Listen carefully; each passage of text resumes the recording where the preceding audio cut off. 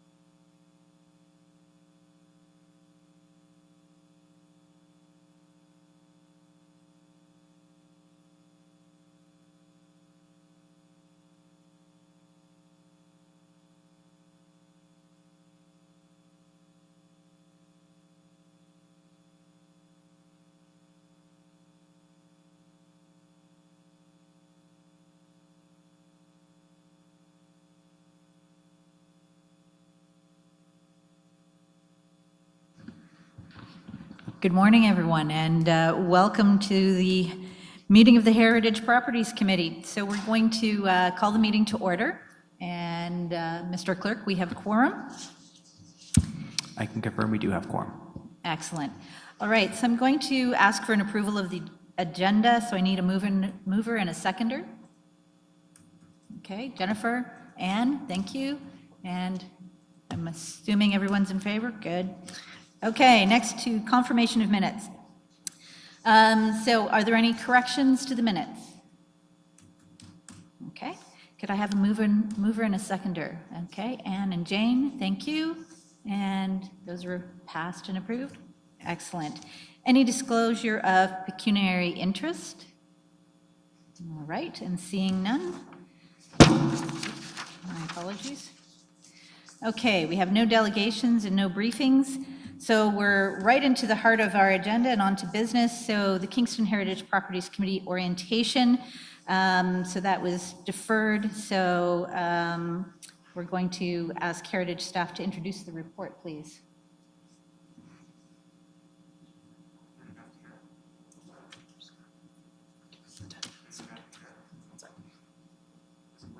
Oh, now it's working, good. Hello again, members of Heritage Property Committee. Let's try this presentation one more time in normal speed. This will be the second of our orientation sessions, which will go over listing and designated properties, as well as important protection processes in more detail. As a refresher from, at this point, 2 meetings ago, the city's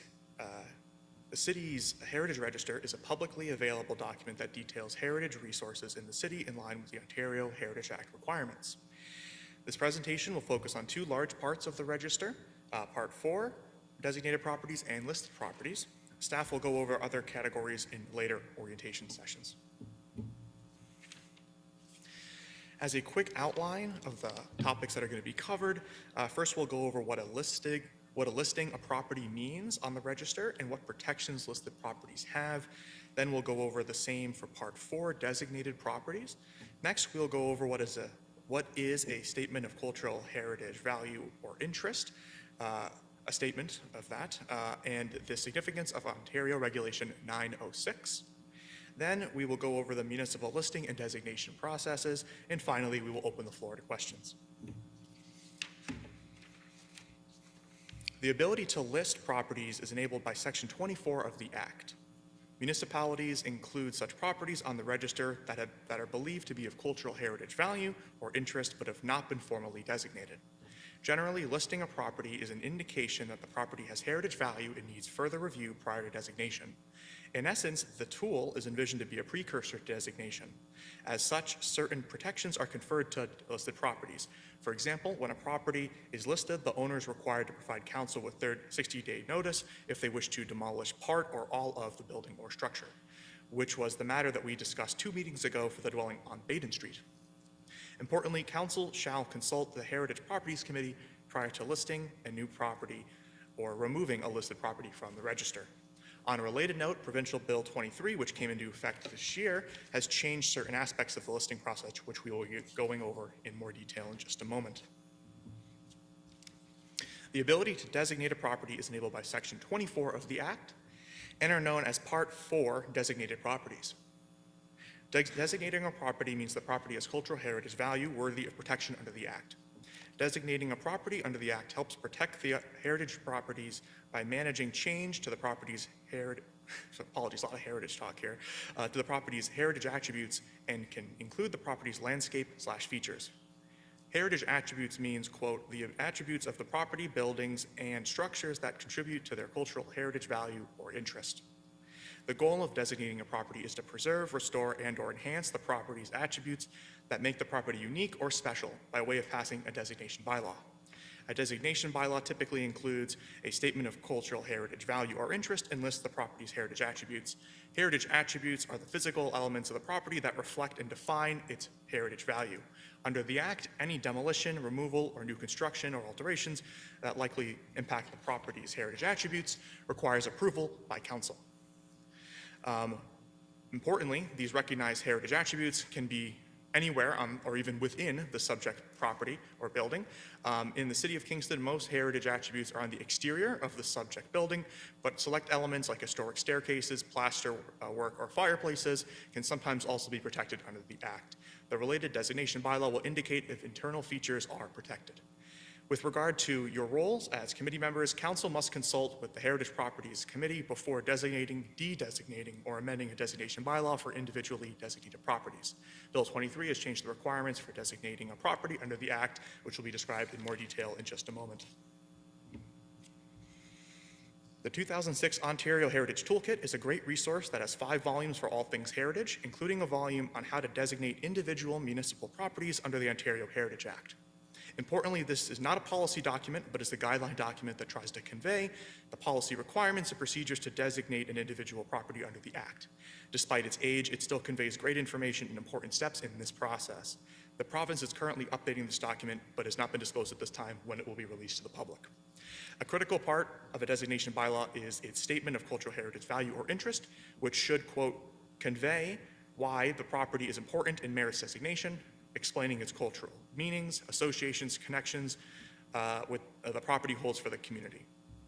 This statement should provide sufficient information to explain the significance of the property by explaining the core aspects of the property's cultural heritage value and what makes the property important. The foundation of this statement is drawn from 9 related Ontario Regulation 906 designation categories, which will be reviewed in the next few slides. Once this presentation is provided after the meeting, the enclosed notes section will have a link to this volume for your review if you find it interesting. The Ontario Heritage Act has 9 possible categories that proposed individually listed or designated properties need to exemplify to achieve their protection status. These are commonly referred to as OREG 906 criteria or simply 906 criteria. Generally, these 9 are subdivided into 3 main categories: properties with design or physical value, properties with historic or associative value, and/or properties with contextual value.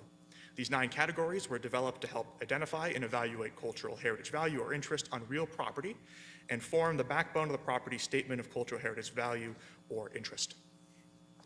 Due to the changes to the Act through Bill 23, designated properties must now meet 2 of these 9 criteria, and listed properties now must meet 1 of the 9 OREG 906 criteria to be added to the register. In more recent designation bylaws, the relevant property categories should be explicitly noted, and a description on how the property meets these categories should also be present. Similar to the last slide, a hyperlink to the whole 906 criteria will be provided in the notes section of this presentation via email.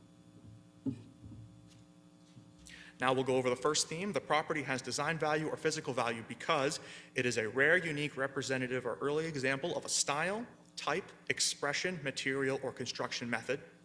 It displays a high degree of craftsmanship or artistic merit, and/or it demonstrates a high degree of technical or scientific achievement.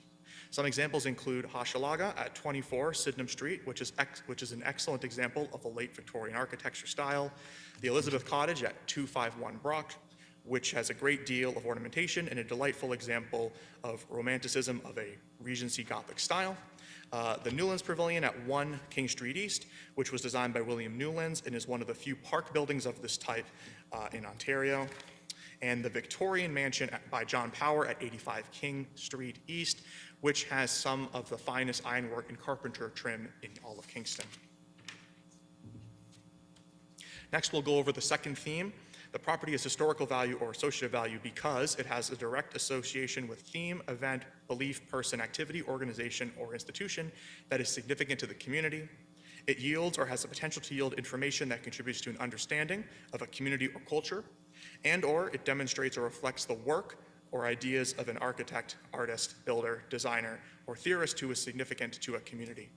Some examples include the Cataract Rice Cemetery, which is associated with many prominent Kingstonians and Canadians in general, the Grand Truck Outer Station, which is associated with Kingston's rail history, and Summerhill, which is associated with Reverend George O'Kill, Stewart, and Queen's University in general. And finally, we have our last major category. The property has contextual value because it is important in defining, maintaining, or supporting the character of the area. It is physically, functionally, visibly, or historically linked to the surroundings, and/or it is a landmark. Some examples include Kingston Penitentiary, which is a landmark, the McCallum House at 1069 Highway 15, which is a tribute to the former rural nature of the area, the Stone House, located at 730 John Counter Boulevard, which is a tribute to the former rural nature of the area, where a modern building behind it impacts its heritage value, and City Hall, which is a landmark and focal point of downtown Kingston. So now I'm going to briefly go over how to list a property on the register here. First, staff review the property's heritage attributes based on information available, and if at least one of the 9 OREG 906 criteria are applicable, but further information is required prior to designation, the property could be proposed to be listed on the city's heritage register. Importantly, while listing a property is usually a precursor to designation, through additional investigation and Ontario Heritage Act changes, some listed properties may not meet the threshold for designation. After this, staff detail their analysis and recommendations in a report to the Heritage Properties Committee. Once the committee has reviewed the report and provided feedback, the report and committee feedback are provided to council for a decision. If approved by council, the property is considered listed, and the 2-year timeline to designate a listed property begins. If after 2 years the property is not designated, it will be removed from the register without committee consultation and cannot be added for a period of 5 years as a listed property. In theory, this timeline is present to force the municipality and council to determine if a property is worthy of a designation bylaw or not. In addition, the 2-year timeline changes to the Act through Provincial Bill 23 have formalized the objection rights of the property owners of listed properties, who can now object to the listing and require council to reconsider within a timely fashion. Currently, staff have over 300 heritage properties that are undergoing this evaluation, and if are not designated by the end of 2024, will be removed from the Heritage Register as per the Ontario Heritage Act. The timeline is actually January 1st, 2025. Now we'll move on to how to designate a property under the Heritage Register. First, staff will research the property. This background research will be consolidated to craft a designation bylaw, which will document how the property meets a minimum of 2 of the 906 criteria. This is usually done in consultation with the city's Heritage Properties Working Group, which is usually made up of some members of the committee and other interested heritage advocates in the city. Once the property has been sufficiently researched and a draft designation bylaw is prepared, the property owner is typically provided with a courtesy notice of the city's intention to designate the property. Staff will attempt to reach out to the owner to begin a dialogue and answer questions on the implications and benefits of having a designated property. Once staff are confident they have done their best to contact the owners and the owner is supportive, or if discussions are at impasse, staff will prepare a report and a notice of intention to designate before committee meeting during the initial circulation, identifying any concerns or significant amendments to staff will help facilitate a seamless designation process. After this, the report will be presented to the Heritage Properties Committee along with the draft bylaw for review. The committee can support the designation, recommend changes to the bylaw, or recommend to council that the property may not be designated. The council will receive the recommendation from committee and render a decision on whether to proceed or not. If council chooses to advance the designation, a formal notice of intention to designate is served on the owners and published in the local newspaper. The notice of intention to designate confers all protections under the Act to the property as if the property was already designated until the designation process concludes. After the publication of the notice of intention to designate, the property owner has 30 days to send objections to the committee clerk. Should council wish to designate or not or no objection is received from the property owner, the bylaw will be given its third reading at the next available council meeting, and a formal notice of passing is prepared, served on the owner, and published in the newspaper. At this point, the property owner will have a second opportunity to appeal the designation within 30 days of notice of passing to the Ontario Land Tribunal, who will have final say over that designation decision. And with that, we open the floor to questions on listed and designated properties, Part 4 designated properties, as well as their municipal processes. Thank you very much, and my apologies again for the rush last week. I hope this one was a little bit easier, because especially with my tempo being a little bit slower. Thank you. Thank you very much, Phil. So we are going to open the floor to questions. So do any of the members of the committee have questions? Anne?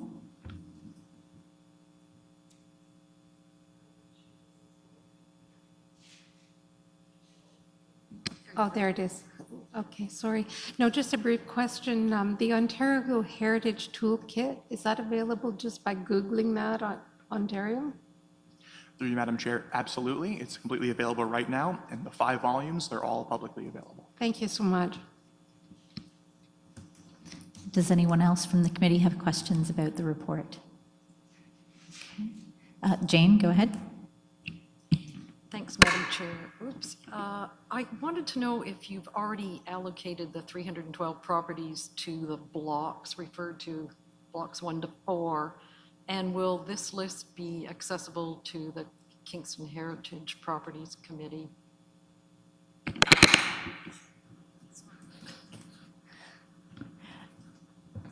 And go ahead. We're also going to have opportunity to ask questions about that in the next section of business, as we're going to go to the, no, that's fine.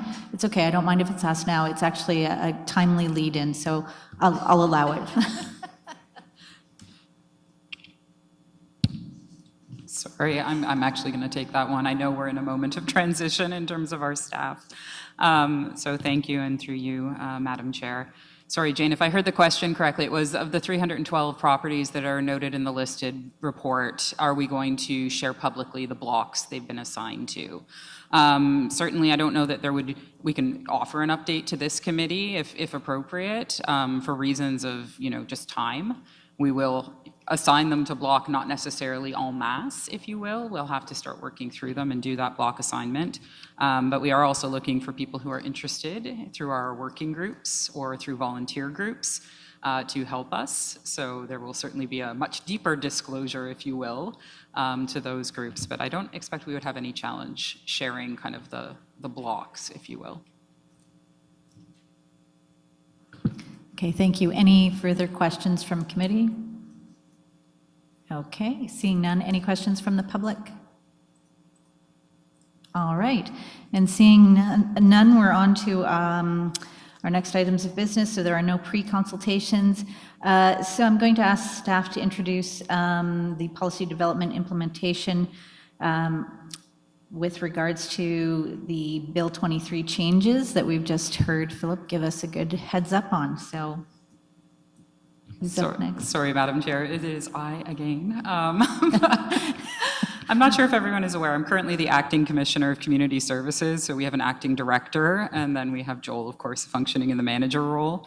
But in that transition, I certainly was, in my old role, helping to author this report and the work plan around it. So just wanted to share that. Yes, so this report is the report that we have always mentioned we would be bringing to committee. It speaks to the 312 listed properties currently contained in our heritage register, and is proposing sort of how staff are intending to work through that and some of the challenges we expect to face over the course of the next several months. It does come with a recommendation. The recommendations include accepting essentially the work plan as articulated by staff, and also of note to this committee, it requests a time change on the recommendation that was previously approved by council for us to review the delegation of authority approvals. This is simply due to time management. That is a robust public consultation process, and we simply don't have the staff resources to accomplish that goal while also prioritizing the work outlined in the report. Thank you. Thank you very much, Acting Commissioner Campbell, and thank you for stepping up into the role. Much appreciated. Are there any questions from committee with regards to the report and the change in the work plan? Okay. Are there any questions from the public? All right, seeing none. So I need someone to move and second the motion to change the work plan. Okay, thank you, Jennifer. And a seconder, Jane. All in favor? Thank you, approved. Excellent. Well, staff, you definitely have your hands full for the next 2 years, so anything that this committee can do to support you, please let us know. All right, so we're on to item D, Stream 2 permits. This is approval through delegated authority. So we're going to be discussing 948 Highway 2, so I'll ask staff to introduce the item, please. Thank you, Madam Chair, and through you. The subject property, known as the Clooney House, is located at 948 Highway 2, located just east of Glenview Avenue, and is designated under Part 4 of the Ontario Heritage Act. An application for alteration under Section 33 of the Act has been submitted to request approval to construct a carport adjacent to the main dwelling on the east side of the driveway. The new carport will have a mono-pitched roof with a slope of approximately 8 on 12. It will be 12 feet by 40 feet with a maximum height of 18 feet and a minimum height of 10 feet. The applicant intends to construct the carport using wood posts and a ribbed black steel roof, giving it a visual connection with the main dwelling. Upon review of the submitted materials, as well as the applicable policies and legislation, staff does recommend approval of the proposed scope of work, subject to the conditions outlined within the associated report. Thank you. Thank you, Nikki, that's appreciated. Is the applicant or agent present, and do they have anything to add? Okay, I don't see anyone. So questions from the committee, you have 5 minutes each. So any questions? Okay, seeing none, any, oh, Gunnar, I'm sorry, I didn't see you. Go ahead, Gunnar. Madam Chair, it appears to me that the carport roof will replicate the roof of the existing house. In other words, it's going to be a very dominant element on that site that is, in my view, not exactly appropriate for it. I think a number of recommendations were made by committee members in regards to minimizing that element. It appears that nothing in that regard has been done. Is that correct? Okay, I'll ask staff to respond. Through you, Madam Chair. Thank you, Gunnar, for those comments. So I do know that we had talked with the applicant about possibly making the instead of a mono-pitch roof, we were talking about perhaps a flat roof. To date, the applicant has mulled over that idea, but is not interested in doing that. I do want to note that the property is on a high-speed road of about 80 kilometers an hour. There are no sidewalks on this road, and the property does have a lot of hidden elements through the summer months with the abundance of trees. Furthermore, on top of that, the applicant is ensuring that the material of the roofing is not to be reflective. So in the winter months, when people do drive by, you can see up the property, yes, for a very brief second as you are driving at a high speed. So we are hoping that without having a reflective material, that it will help make sure that the property isn't, the structure isn't as noticed. And on top of that as well, there is a secondary artillery structure at the very front of the property near the entrance of the driveway, which also hides the carport slightly. Thank you, Nikki. Do you have any further questions, Gunnar?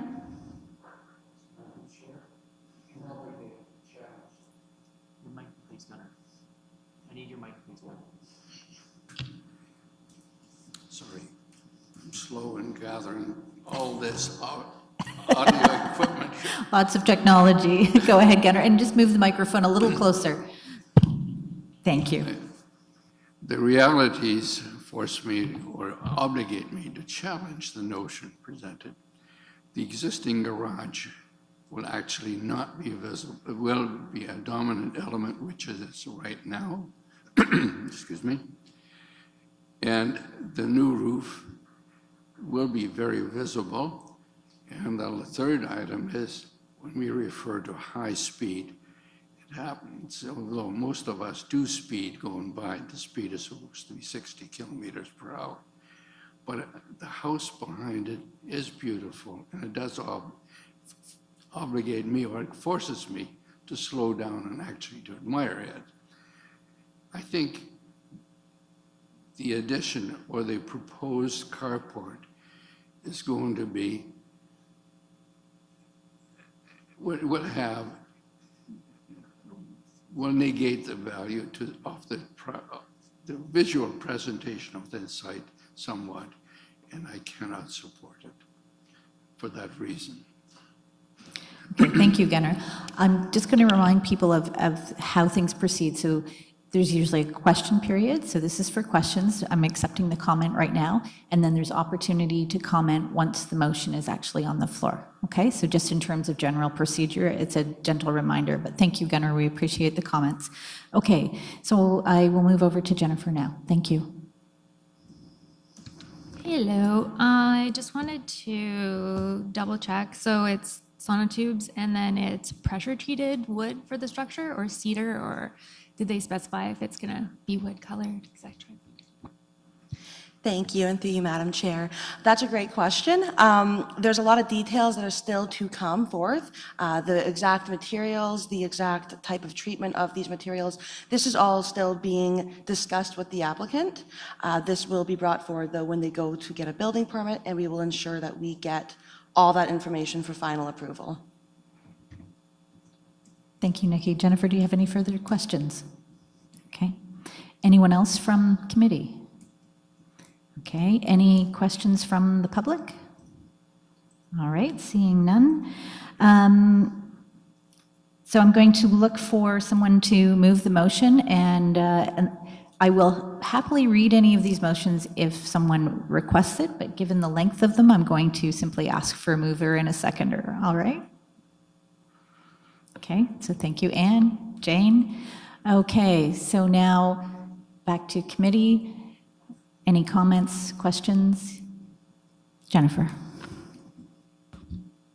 So I'm gonna agree with Gunter on this one, that I think that it's a pretty big pitch to put that close and in proximity to the existing stone structure. I don't necessarily think we don't need to go flat roof, but something, make a 4 or 12 might be a little more appropriate. I was thinking about it earlier too, like maybe the addition of a trellis or something that could sort of help with that view and kind of hide it might be a great way to deal with some of the issues involving its prominence. In terms of like having approval and like wanting to give approval to stuff, like knowing what the colors are and that kind of thing, like I feel uncomfortable passing something that I don't know what the final finishes are going to be. But yeah, my comments. Thank you, Jennifer. I know that it's challenging when we're doing something that's through delegated authority, but I think, just keeping in mind that that's what this section of business is about, but thank you for the comments. Okay, does anyone else have any comments? Okay, Anne? I was fortunate to be able to go to the property. It was Nikki and Gunnar. Could you move your microphone just a little closer? Thank you. I was able to go to the site with the planner and also with Gunnar. Was pretty impressed with, and I actually went back again and walked all around that area. And I think the proposed carport seems reasonable. I would agree that we don't need reflective materials. I think the idea of trellises are very good. That's all my comments. Okay, thank you very much, Anne. Does anyone else want to comment? Gunnar? The option that I recommend that would fit the site perfectly would be something like a green roof.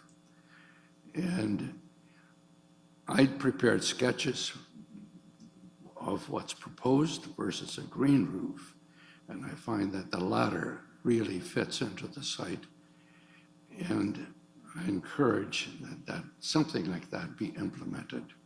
Thank you, Madam Chair. Thank you very much, Gunnar.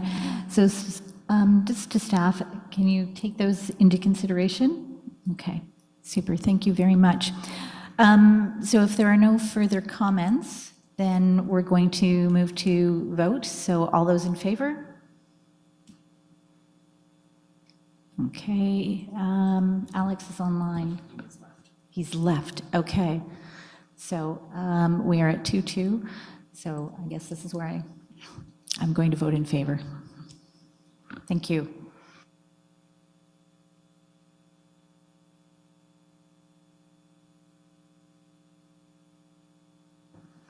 Okay, so we're on to Stream 3 permits. And so our first consideration is 40 Sir John A. Macdonald Boulevard, the former prison for women, and I'm going to ask staff to introduce the item, please. Thank you, Madam Chair. That's me. So this property, I assume everyone is quite familiar with. 40 Sir John A. Macdonald Boulevard is, of course, the former prison for women property. It's the complex that includes the 1934 admin building and row of cells. Sorry, I forgot the term. And of course, the later 1981 addition on the side. So this property is about 8 acres. It's designated under Part 4. It's also part of a National Historic Site with the Kingston Pen. That includes part of the yard that faces King Street. It also has frontage, of course, on Sir John A. and on Union Street. And it's within the King Street West corridor in the official plan. So it's kind of an important site. This committee, the previous committee, has seen this proposal a couple of times already. First in 2020, the applicants came in for a pre-consult to discuss the attributes and heritage value of the site. Committee provided comments. Some members who attended the site and toured it. Then they came back in 2021 to provide concepts of their draft plan, which is pretty extensive, and I've outlined it in our report, and also offered tours at that time as well. So all that together, the comments that came from the previous pre-consults, the comments from staff and their various consulting team, formed what they're calling Union Park as their proposed development for that site. And that has led to some planning approvals. Recently, the council has approved a zoning amendment,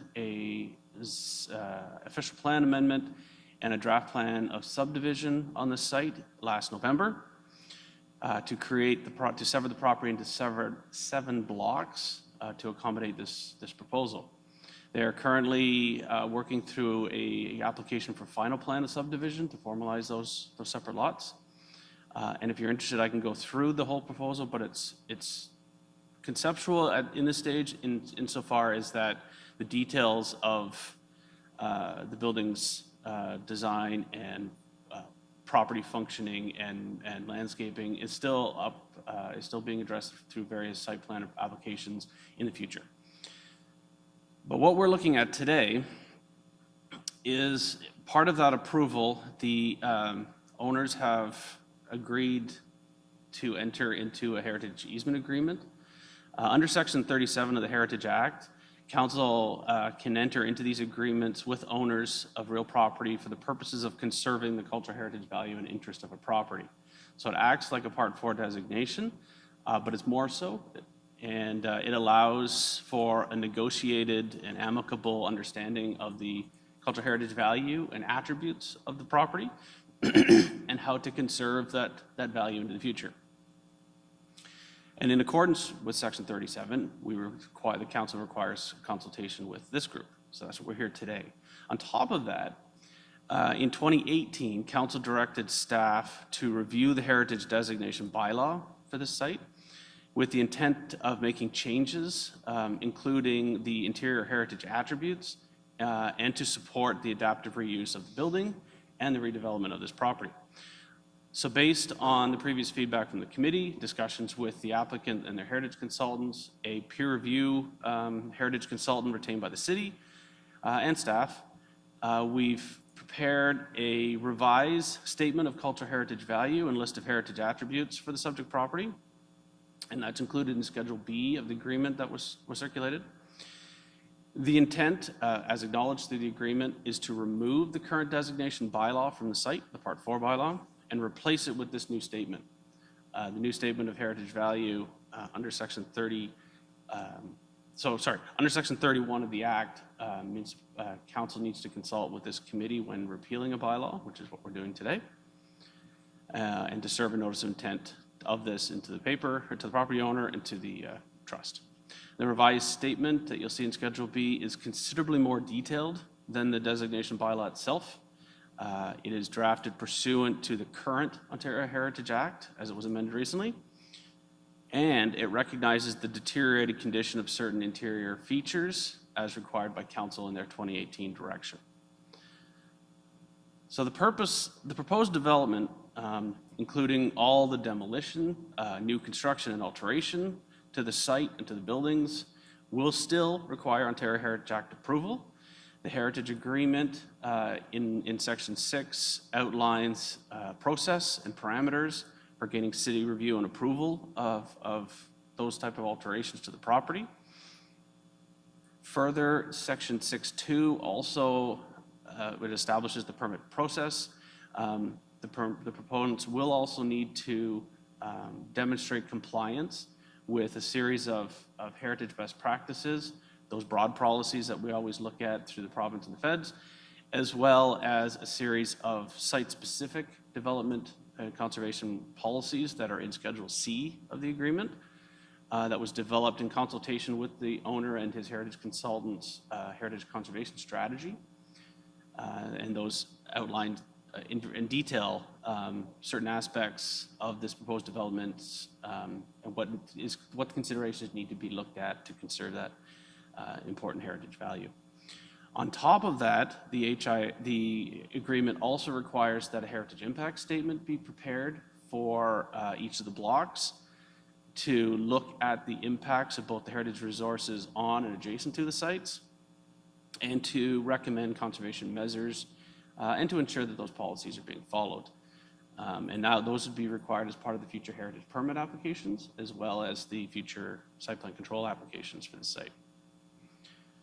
The agreement, just for everyone's information, will be registered on title. It will follow the title on the property like a designation would. It's going to be registered on 6 of the 7 blocks. We're not going to register it on the road widening block because that doesn't make sense. But the other 6 it will be registered against, so any development on those sites will need to follow that agreement. And Madam Chair, so this agreement was a partnership between Heritage Services, Legal Services, and Planning. And we work closely with the owners, Sedarius Development, and their consulting team to develop this agreement that's before you today. And we hope you support it. We recommend approval of it. Thanks. Thank you very much for a very thorough report. And I'm now going to ask if the applicant or agent is present, if they have anything to add. No? All right. So we're going to go to questions from the committee. So remember, this is 5 minutes and it's questions at this point. Jennifer. Just reading through this, I was wondering if like language like it should and they should look at or opportunities should be explored, like if it's kind of passive language. Is that typical for the easement agreements instead of like new construction will ensure visual compatibility, and it says like should ensure? I can start, maybe. Sorry, Ryan, you seemed head down.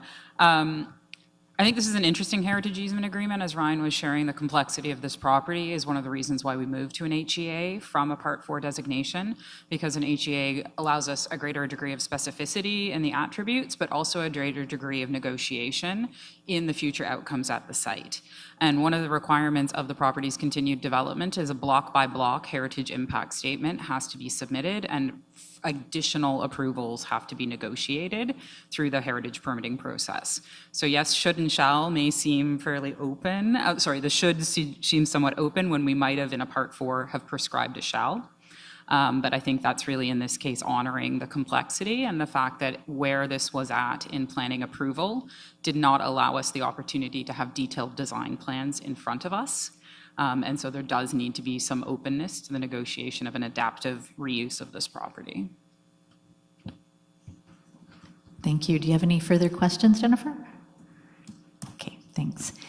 Does anyone else on the committee have a question? Jane, go ahead.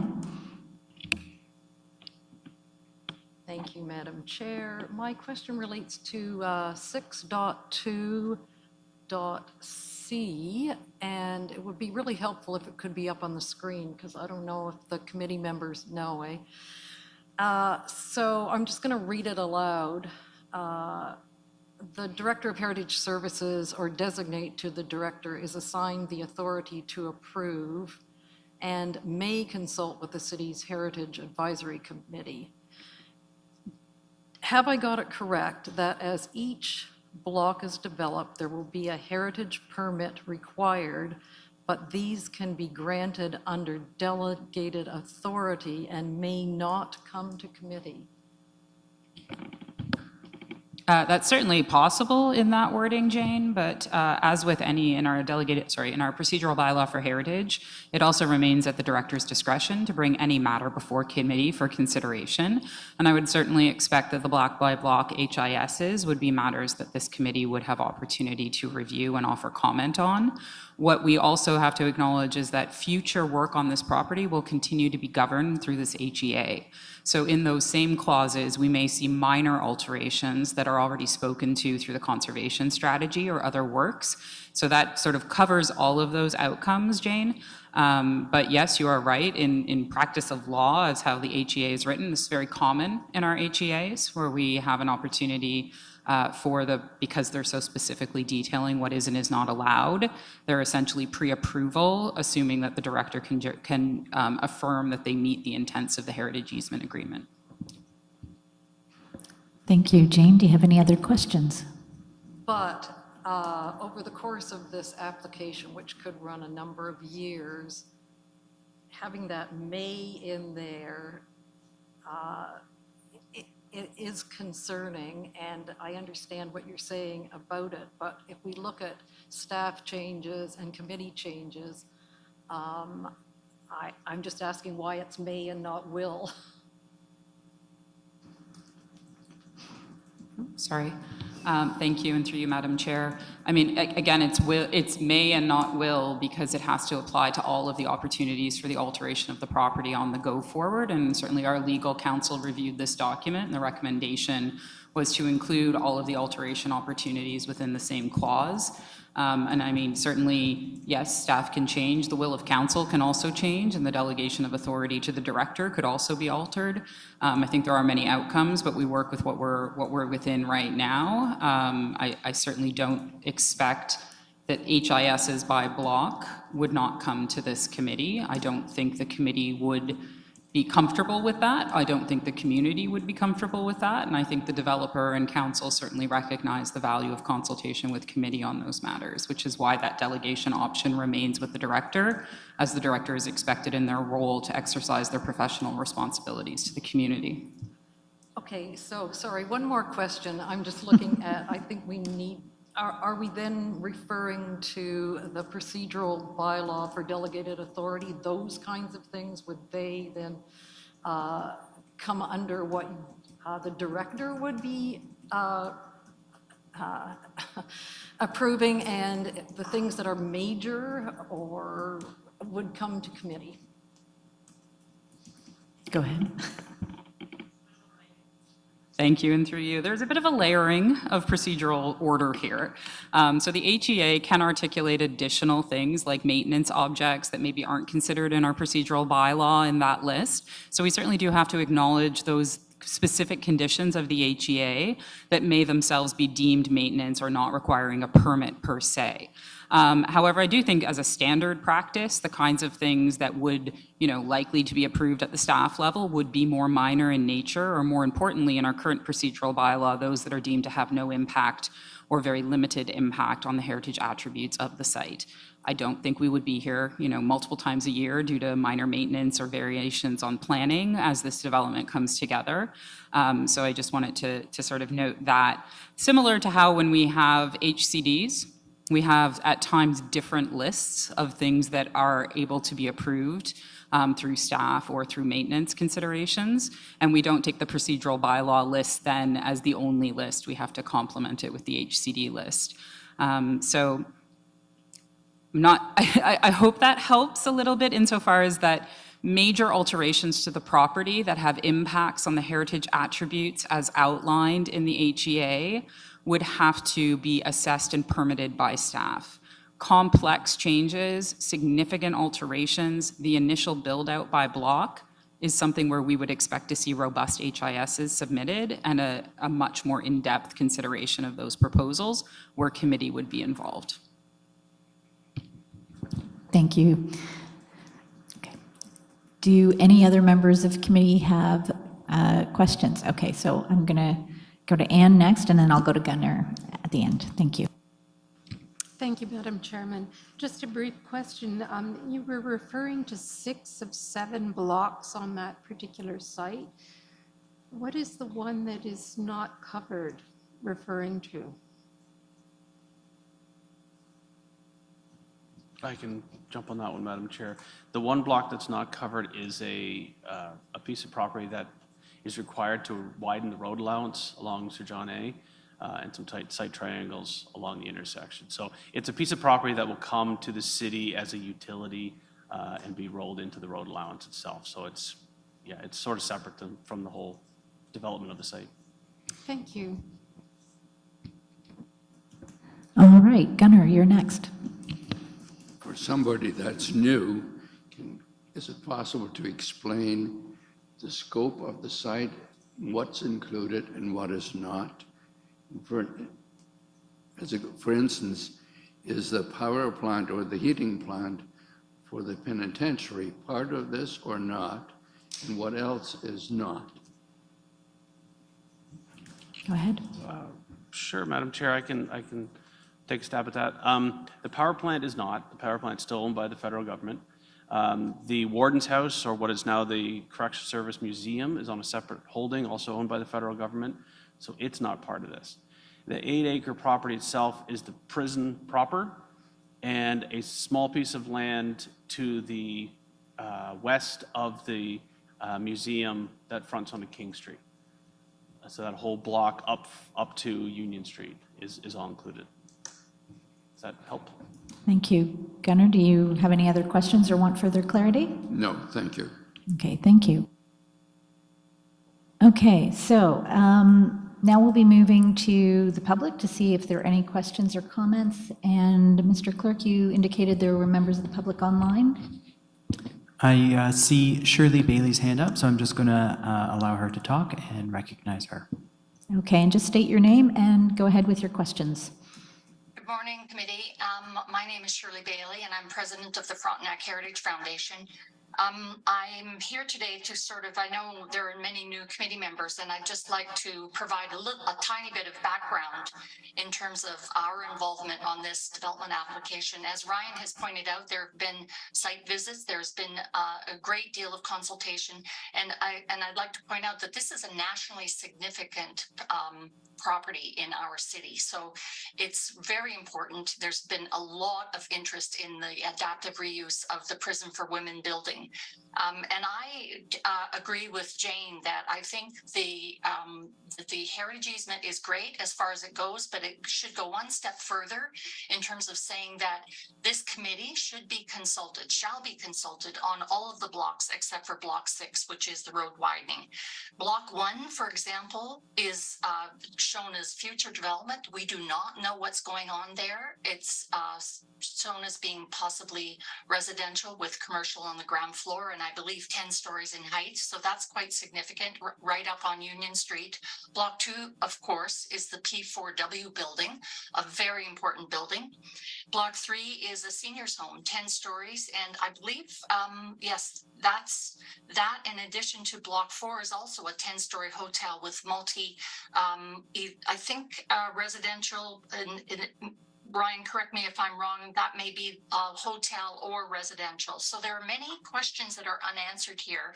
And I can't forget Block 7, which is the Memorial Garden Outdoor Gallery, which of course is also really important. So we're not just talking about a Part 4 property that has a single building on it. This is a large property. It's very unique. As I say, it's nationally significant. And I think it's really critical that this committee be consulted when the HIAs are done.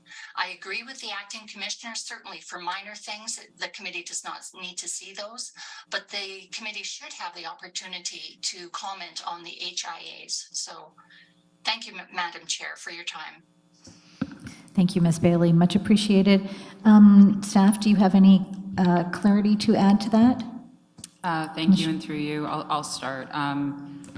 One, I think Shirley Larley, she's represented what the draft plan of subdivision contemplated uses on those blocks are, so I think I can confirm on behalf of Ryan that was accurate to the draft plan of subdivision approval. I'll just restate what I stated before. It's certainly not staff's intent to keep major development alterations on the site away from committee. That's not the intention of the easement agreement. I would fully expect the committee would have opportunity to review and offer comment on the block-by-block impact statements as they come in. So appreciating what is seen to be as a vulnerability of the clauses in 6, I guess I'm commenting on behalf of the group that review by committee is also very much understood as being part of the process as described with the developer. So. Thank you. So to clarify, because I think this has been a bit of a sticking point, irregardless, it will come back through this committee in one form or another, correct? Yeah, for the block-by-block HISs, this committee will see that. Okay, thank you. Do we have any other members of the public who wish to comment or ask questions? Don, welcome.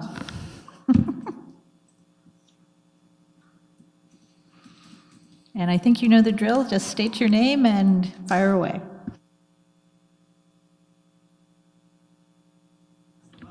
Okay, my name is Don Taylor, and many of you know I was on the previous committee for many years, so I took part in these site visits and pre-consultations, and so I thought I'd give some comments which related to what we've already heard from Jane and from Shirley.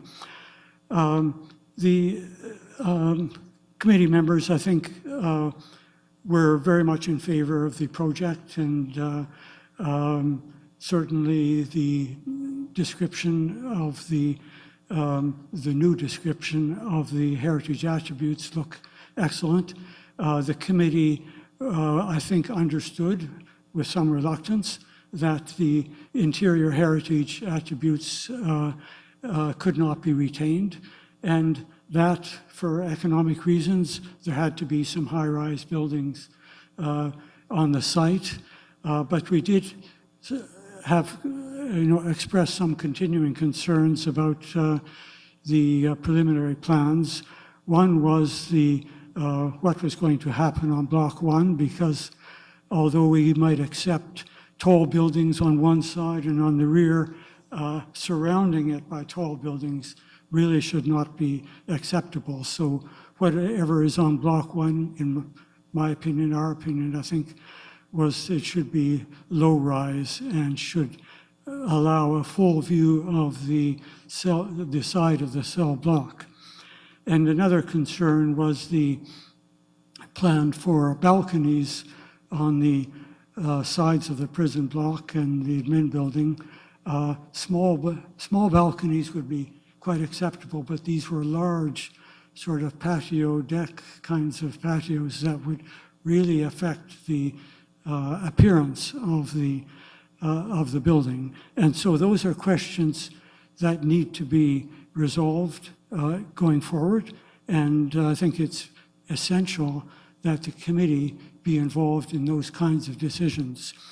We've heard from the acting commissioner that yes, the committee will be consulted for important things.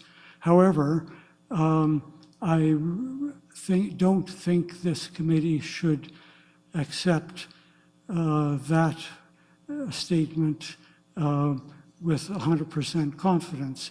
This committee already, or some years ago, approved a delegated authority bylaw, which was, in our understanding, for minor alterations.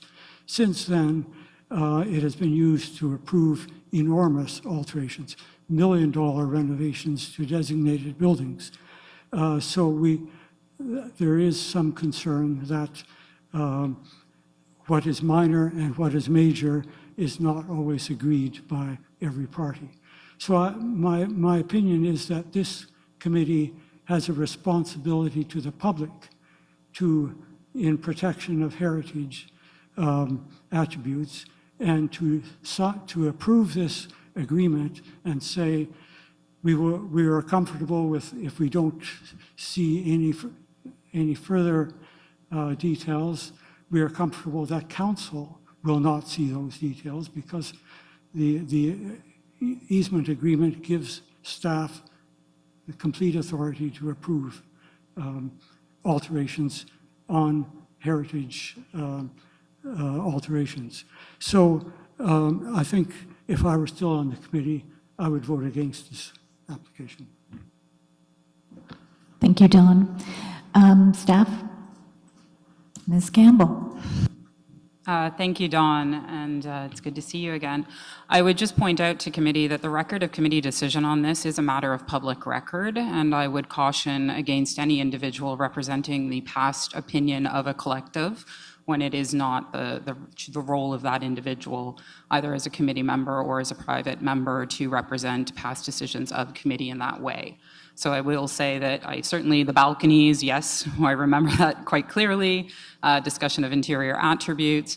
These actually were spoken to through the comprehensive report that was then supported by council. The comprehensive report also supported the entering into a heritage easement agreement for the purposes of advancing this adaptive reuse of the property. The heritage easement agreement also uses the the heritage conservation strategy at the site, which was also accepted through that council report and through consultation with this committee, as setting and establishing the parameters for alteration. The HISs then are meant to explore the materiality and the detailed designs of each of those alterations by block, and the opportunity to come back to committee remains on the floor, and I am basically committing that we will bring them back.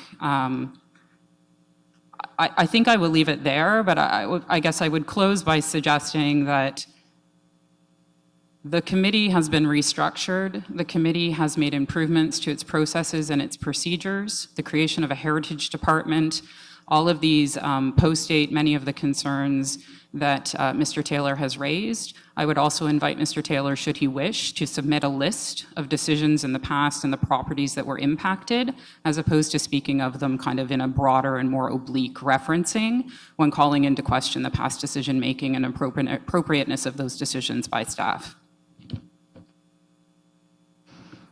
Thank you, Commissioner Campbell. Are there any other members of the public that wish to comment? I see Peter Gower, and I'm going to select him to speak. Just one moment. Welcome, Peter. Just state your full name, and you have the floor.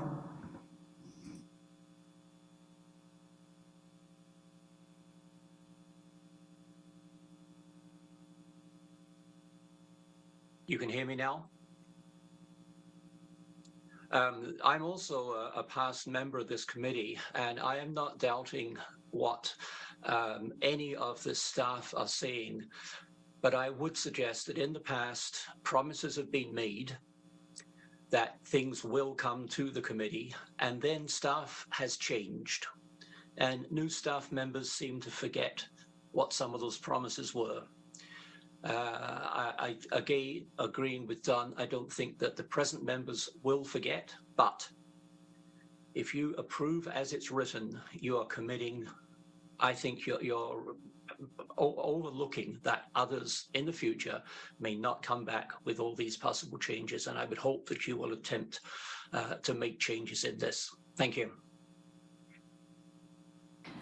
Thank you, Peter. Would staff like to comment any further? Okay. Actually, any other members of the public? Okay, so what I'm going to do now is we're going to move to put the motion on the floor. So I need a mover and a seconder, and I am going to read the full motion given the sensitivity of this particular one. So the recommendation that's before us is that the Kingston Heritage Properties Committee recommends to Council that Council approve the bylaw to enact a heritage easement agreement under Section 37 of the Ontario Heritage Act to conserve the cultural heritage value of the property located at 40 Sir John A. Macdonald Boulevard as per Exhibit C to Report HP 23-12, and that Council authorize the Mayor and Clerk to execute the heritage easement agreement and all documents related thereto in a form satisfactory to the Director of Legal Services and City Solicitor, and that the enacting bylaw be presented to Council for all 3 readings, and that Council serve a notice of intention to repeal the designating bylaw for the properties located at 40 Sir John A. Macdonald Boulevard, known as the former prison for women, pursuant to Section 31 of the Ontario Heritage Act, and that should no notice of objection be received by the Clerk of the Corporation of the City of Kingston within 30 days of the publication of the notice, that Council approve the de-designation bylaw for 40 Sir John A. Macdonald Boulevard and carry out the requirements as prescribed under Section 31 of the Act. Okay, so I now need someone to move the motion so we can put it on the floor for discussion. Jennifer, thank you. And a seconder? Anne, okay. So now I'm going to go to committee for any comments or questions on the motion. Gunnar? Madam Chair, it seems to me that the primary objective or obligation of the committee is to ensure that we're building a community that pays respect to the heritage value of the site. It also appears that a master plan is in place. By allowing the blocks to be developed independent of the master plan can be eroded. In other words, there's no obligation to honor the master plan. It appears that this issue warrants further study, and it'll be deferred to another meeting, to another time. Thank you, Madam Chair. So Gunnar, are you proposing an amendment or deferral at this stage? Through you, Yes. Madam Chair, that would be a motion to defer. So we would, if he is moving a motion to defer, we would simply need a seconder, and we would also need a date that this would be coming back to, as a motion to defer needs to speak to the time and place. Place is obviously this committee, but we need when this would be coming back. So do you wish to put a motion to defer on the floor? Madam Chair, I do. Okay. And can you provide a date for this? Perhaps it would be best if staff were to provide a proposed date by which time they can have this issue resolved. Through you, Madam Chair, motions to defer do have to come back to the original committee within 90 days. So that would be about, just trying to think here,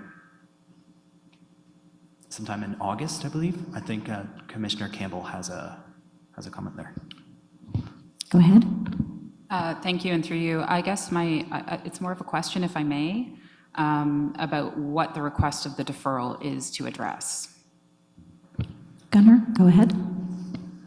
The concern is that not all of us know the scope of the master plan and to what extent it is an imposition on the development of the individual blocks.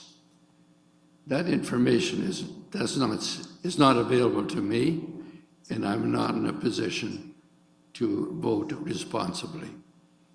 Okay, that's not part of this motion, but I will allow staff to provide additional information, so perhaps we can clarify and get this sorted. Yeah, thank you, and through you, I'm going to start, and I'm looking over to Ryan in the event that we can kind of fill in some of what went to Planning Committee on this.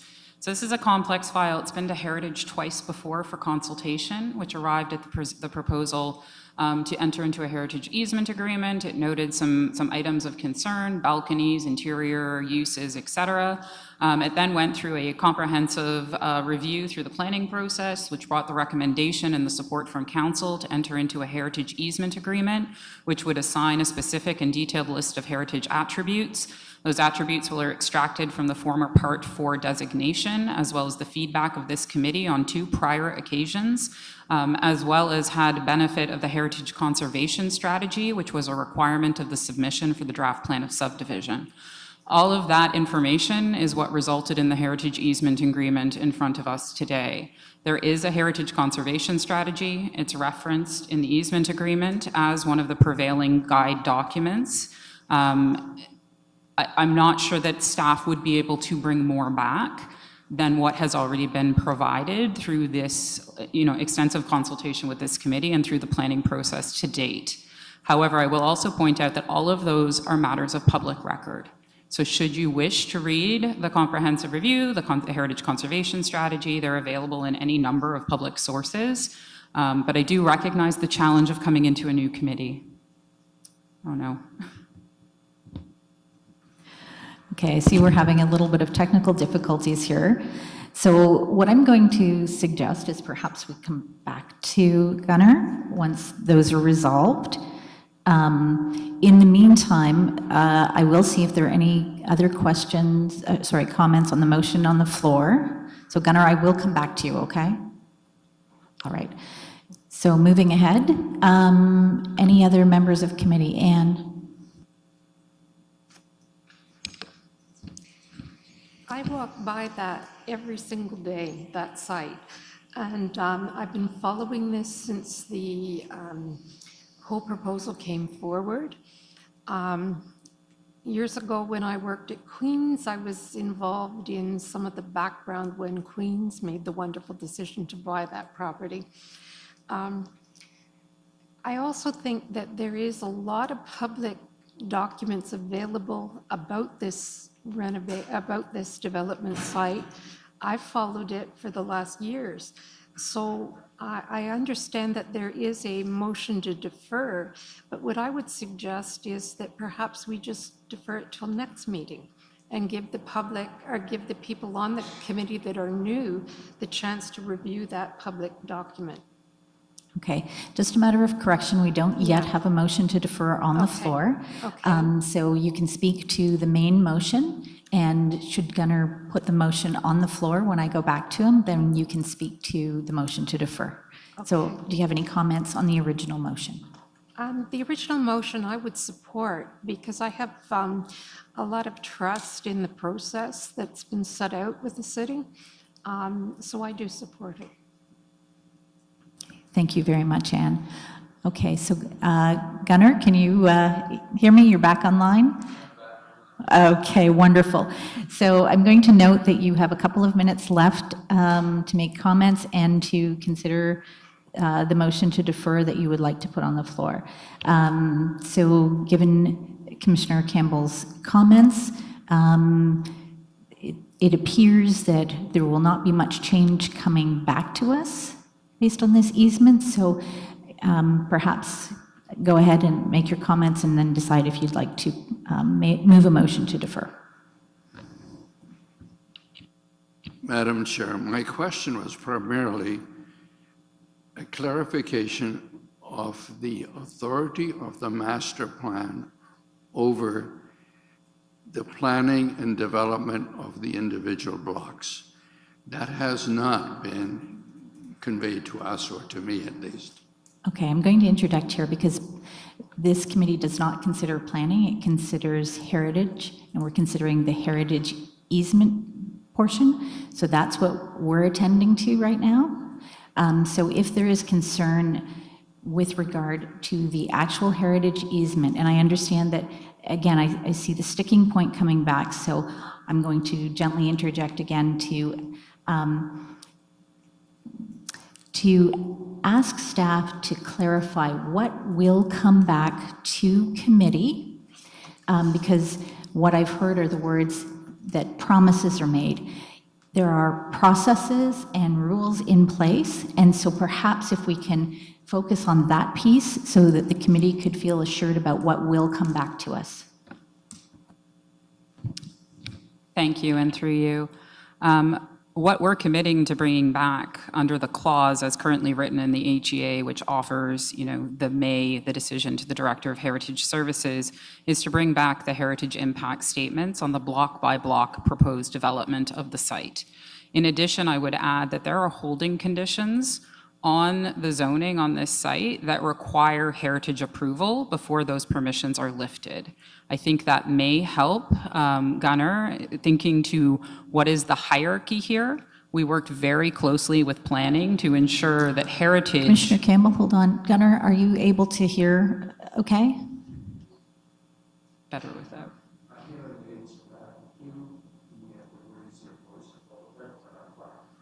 Okay, so Commissioner Campbell, if you would just speak up for Gunnar, and if you don't hear anything, I will ask Commissioner Campbell to repeat it so that you're clear on what we're communicating today. Okay, thank you, Jen.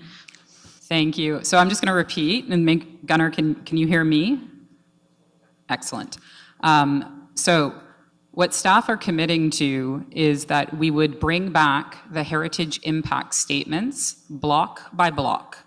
So this committee would have the benefit of seeing what the design details are for those blocks, understanding that the massing, the setbacks, and the like are matters of planning that have previously been written into the planning approvals on the site and will continue to be considered through planning. It is a complex interrelationship of heritage and planning on this process. There are holds on some of the planning approvals. The only way to lift those holds and proceed is to receive heritage approval. So we were very careful to ensure, and the property owners were very committed to making sure that the heritage and the adaptive reuse of the building was supportable from a heritage position before anything would be built on the site. Okay, does that Thank you. help? Okay, so Gunnar, you have about a minute left if you have further comments or would like to move a motion. No. Okay, thank you. So are there any other members of committee that would like to comment on the motion on the floor? Okay, Jane, go ahead.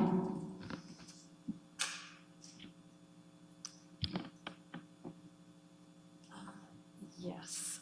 Oops. So I really appreciate the work that's gone into this. It's an excellent heritage easement agreement, except for the section 6.2.c, and I wish we could rewrite that somehow in order to clarify, and I really appreciate the comments that have been made by the commissioner.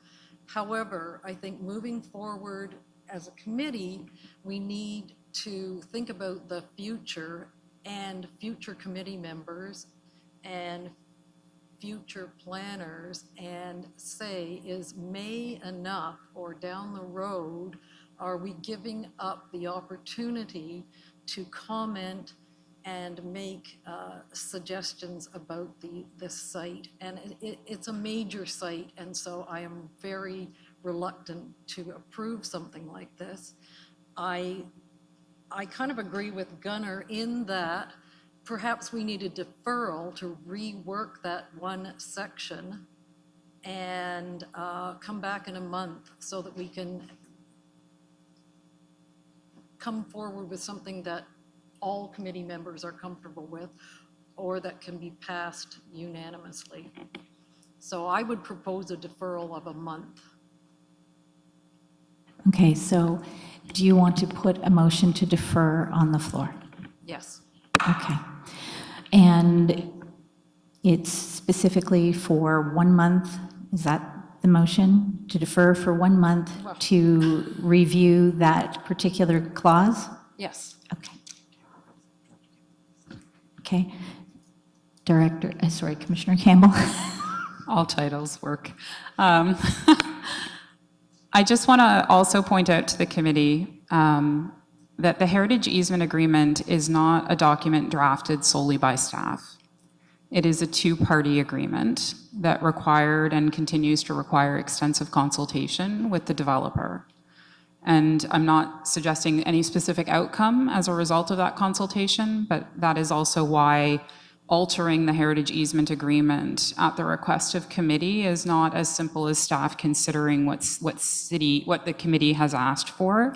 It will require us to re-engage with the property owners and have discussions with them and their lawyers about the process and any concerns they may have about it. Again, I'm not offering that in any, I just really want committee to understand the complexity of how we've arrived with the HEA that we have before us today. Okay, thank you. So would you still like to put that on the floor? Yes. Okay. Do we have a seconder for that? Okay, Gunnar.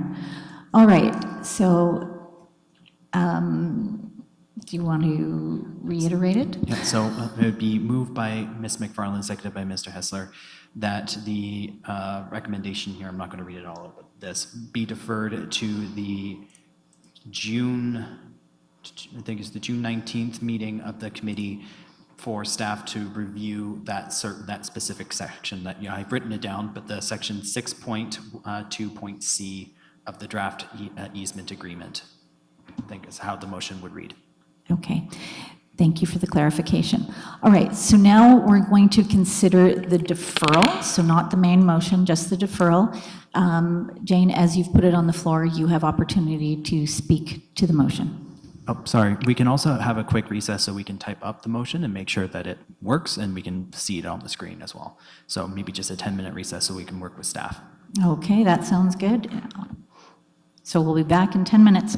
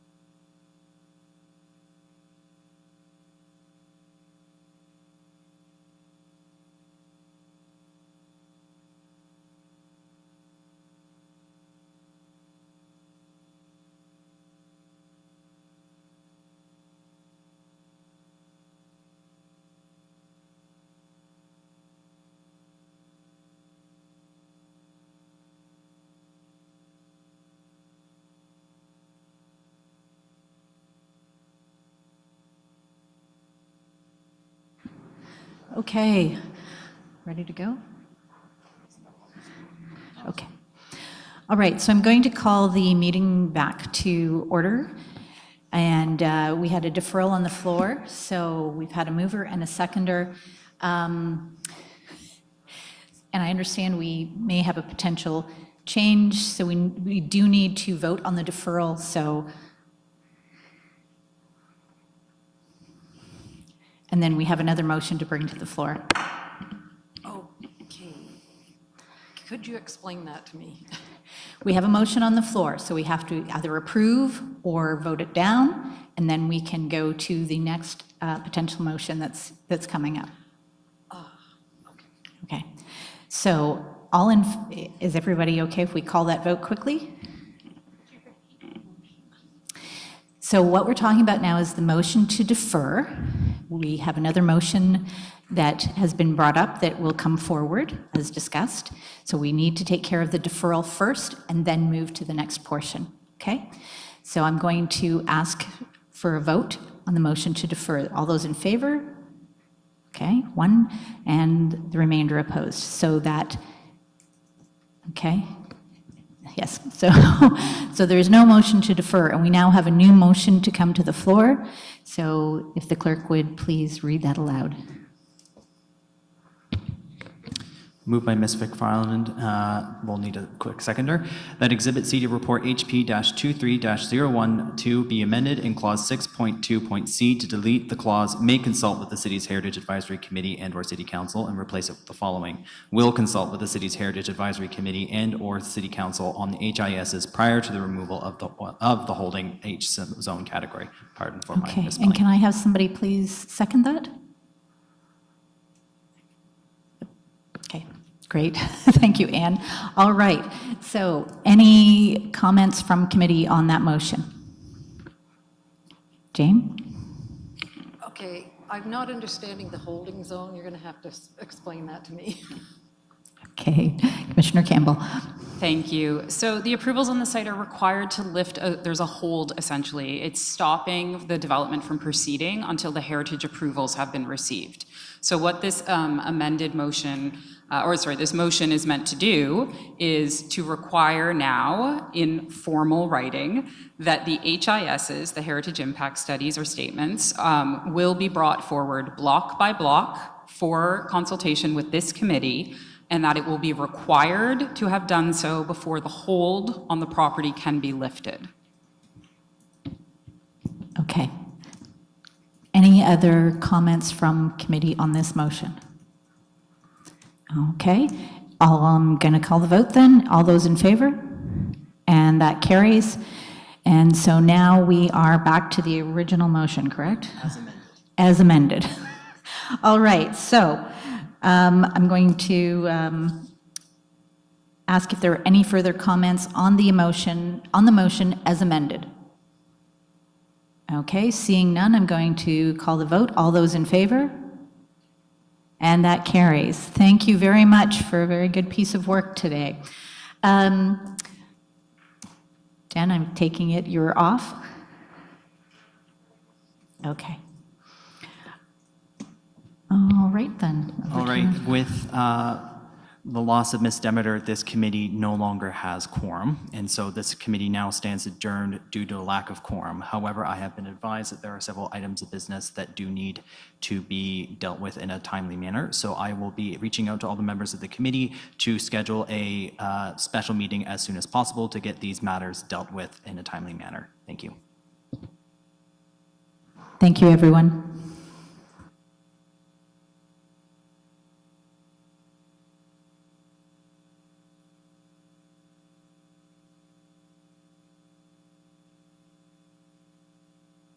Recording stopped.